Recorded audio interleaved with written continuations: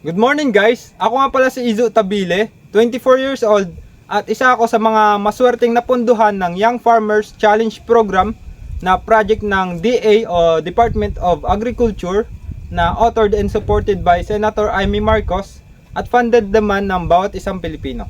Ano ba ang YFC o Young Farmers Challenge? So ipapaliwanag ko saglit guys para maintindihan natin. So ang Young Farmers Challenge ay isang competitive grant assistant ng Department of Agriculture para sa mga kabataan na gustong subukan mag-business na may kinalaman sa agriculture and fishery. 18 to 30 years old ay pwede sumama. Ganda 'di ba guys? Mag-iisip ka ng magandang business, ipe-present mo sa kanila at pag naaprubahan ka ay mabibigyan ka ng starting capital na 80,000 pesos to start your own business. And take note, starting capital pa lang yan dahil ang YFC ay may tatlong level, provincial, regional at national. Provincial is 80k, regional plus 150k, at national ay plus 300k.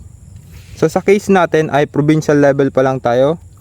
At pag maganda ang implementation natin is pwede tayo mapili para sa regional level. O diba? Balik tayo. Ano ba ang business ko? Ang pangalan ng business ko is Atea Salad and Herbs Garden. So basically is magpo-produce ako ng pang-salad at dito ko yan gagawin sa aming net house. Organic ang ipoproduce natin, so kailangan naka net house para wala na tayong problema sa insekto. Then sa fertilizer, syempre is dapat organic din. At dyan naman papasok ang ating composting facility. Dito natin binubulok ang mga napag-grass katiran, katawan, dahon at puso ng saging, tuyong dahon sa paligid, dahon ng manunggay, pag wala is kakawate, at last is carabao manure o dumi ng kalabaw.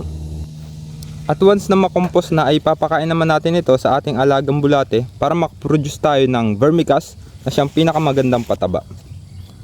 Nag-start na guys ang challenge, so umorder na tayo ng mga gamit tulad ng shading net, plastic mulch, tubo at hose para sa ating drip irrigation. So follow and react na kayo guys at yan ay malaking tulong na para maging successful ang aking business.